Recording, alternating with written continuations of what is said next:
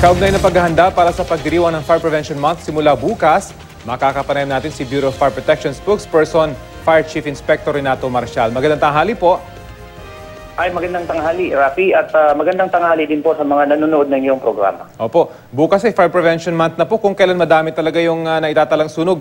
Ngayon po bang may El Nino, inaasaan ba nyo na baka mas maraming insidente ng sunog ang maitatala?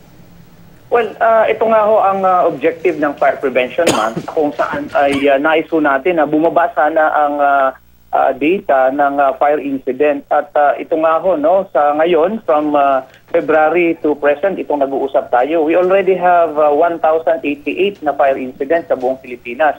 But if you compare that last year of 2015 of the same period, ay medyo mababa pa rin po ito dahil meron po tayong 1,848 noong last year.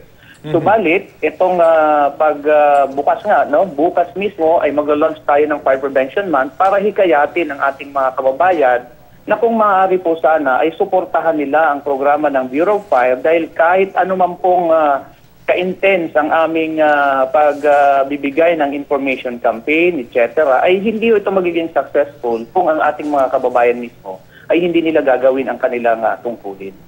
Of course, ang tinututukan po ninyo ay yung mga high-risk areas. Ano-ano po ba mga ito? Well, ang sinasabi natin mga high-risk area, ay ito po yung mga informal settlers na kung saan ay malaki po ang possibility na magkaroon ng sunog dyan because of the activity doon sa lugar. Ano? Aside from mga light material siya at maraming mga kabit-kabit na mga kuryente na kung saan yan ang number one na nagiging cause ng sunog.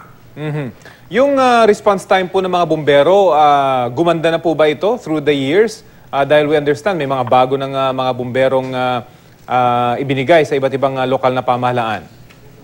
Well, of course, dahil nga doon sa 469 fire trucks na ibinigay at sa iba't ibang lugar ng Pilipinas, ay malaki pong tulong ito sa Bureau of Fire Protection as far as the response of our firefighters is concerned. Dahil nga ho, nasa standard na within 5 to 6 minutes ay dapat nandun na ho kami sa fire scene.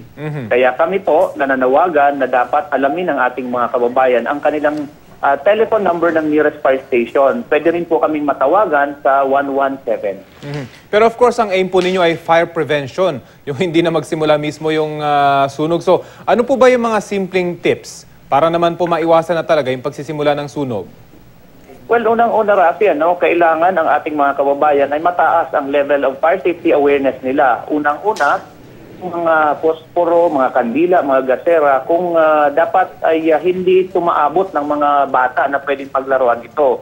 Pangalawa, ang number one kasi na cost ay ang electrical. Kailangan ipacheck nila ang kanilang linya ng kuryente regular at of course sa mga lisensyadong electrician. And pangatlo, kailangan mag-hazard mapping tayo sa loob ng bahay. Alisin natin yung mga hazardous materials na posibleng pagdulot ng sunog. Yun nga, pag-impact ng mga flammable materials. And of course, i-check din natin yung ating mga fire exits para hindi sila matrap na dapat walang mga nakaharang po dito.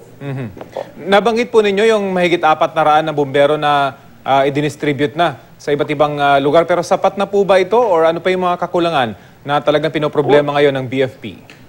Well, yung nabanggit ko po ay 469 fire trucks po ito. No? Ito yung mga fire engines. Kailangan pa rin din natin, of course, magmaman nito yung mga bumbero kasi ang ratio natin is 1 fireman to 2,000. So medyo may kakulangan pa rin po tayo as of now dahil nga sa dagdag na mga fire engines. And we will be hiring more, no? Sabihin natin na mga almost mga 2,000 to 3,000 pang kailangan natin. But of course, meron naman po tayong katuwang muna habang inaantay natin yung recruitment process. Nandiyan yung ating mga volunteer fire brigade na kung saan nga ilang ating mga forced multiplier. Kanina po doon sa isang piece na naunang umeri dito sa amin, sinasabing nahirapan niya ang mga bumbero dahil may mga nakaharang na sasakyan doon sa tabing kalsada. Itong mga ganitong, kung titingnan siguro ng mga residente ron, hindi ganong kalaking problema. Pero pag nagkaroon ng emergency, katulad ng sunog, crucial yung mga ganitong problema. Well, tama yan, Rafi. Kaya nga ho sa ugnayan sa barangay, yan ang binabanggit natin at itinuturo sa mga kababayan natin na kung saan nga ho ay kailangan meron silang contingency planning. Itong mga nakaharang na mga sasakyan, aside from makitid na kalsada, isa po itong malaking challenge sa Bureau of Fire when it comes to response dahil nakakakos ito ng delay. Kaya ito po ang kailangan nating talagang gawin ng ating mga kababayan dahil alam mo, pag nagkaroon ng sunog dyan sa mga informal settlers, ay napakabilis lang po ng spread ng apoy dyan. Time is very important sa atin. So kung may mga nakaharang na mga sasakyan, isama na natin dyan yung mga gamit ng mga nag-evacuate na mga kasamahan natin, ay nilalagay lang nila sa kalsada yung mga kanilang gamit, talagang naapektuhan ang BFP dyan. Kaya yan po ang panawagan namin na sana huwag na po nilang gawin yan para sa ganon, mabilis ang pag-responde ng Bureau of Fire. Hanggang ngayon po ba may problema pa rin ang BFP sa mga nangaagaw ng hose at nakikialam sa inyong firefighting operation? Well, existing pa rin yan, Rafi. Alam mo, may mga bumbero din kami na halos ang focus sana nila ay akulay ng apoy. Subalit, meron danger sa mga kababayan natin na nais pang saksakin, nais pang yung iba nabubugbog. At ang iba pa dyan, inaagaw yung fire hoses. So, sana panawagan ng BFP, ang the best na maitutulong ng ating mga kababayan is to evacuate the area. Hayaan natin ang mga bumbero na gawin nilang trabaho nila dahil sila po talaga ay may mga training about firefighting. Bukod po sa television at radyo, ano po pa yung mga programa ninyo para maipalaganap yung inyong mga tips para nga maiwasan yung sunog ngayong papasok na Fire Prevention Month? Ano po yung mga programa at least sa mga lalo na sa mga barangay level? Well, meron pa po tayong mga yung mga ugnayan sa barangay, mag-house to house campaign ng Bureau of Fire, magbibigay ng mga safety reminders sa ating mga kababayan. Meron din po mga fire truck visibility at meron din po tayong takbo laban sa sunog. At we will also be inviting yung mga estudyante para sa pag-conduct ng mga drawing contest, singing contest, more on fire safety awareness campaign ang topic natin ngayon, ang strategy para nga sa ganun ay mahikayat ang lahat na maiwasan ang sunog sa pamamagitan nitong mga activities natin. Muli po, Fire Chief Inspector Marshall, nasa inyo po ang ere para manawagan sa ating mga kababayan ngayong papasok na nga ang Fire Prevention Month. Well, unang-una po, ang sunog po naman po talaga ay maiiwasan yan. Ito po, ang simula ng sunog ay yung kapabayaan natin at walang pakialam sa ating mga surroundings.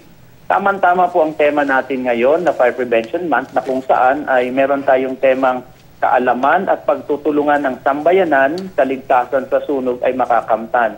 So kung tayo mismo, ang ating mga kababayan ay gagawin ang kanilang role, ay definitely maiiwasan po talaga natin ang sunog. At kung meron ng emergency, dapat nakahanda ho sila dahil kung tayo naghahanda sa mga sakuna, dapat maging handa din po tayo sa mga sunog. Okay, sige po. Maraming salamat po sa inyo, BFP Spokesperson Fire Chief Inspector Renato Marshall. Maraming salamat po. Mabuhay po kayo.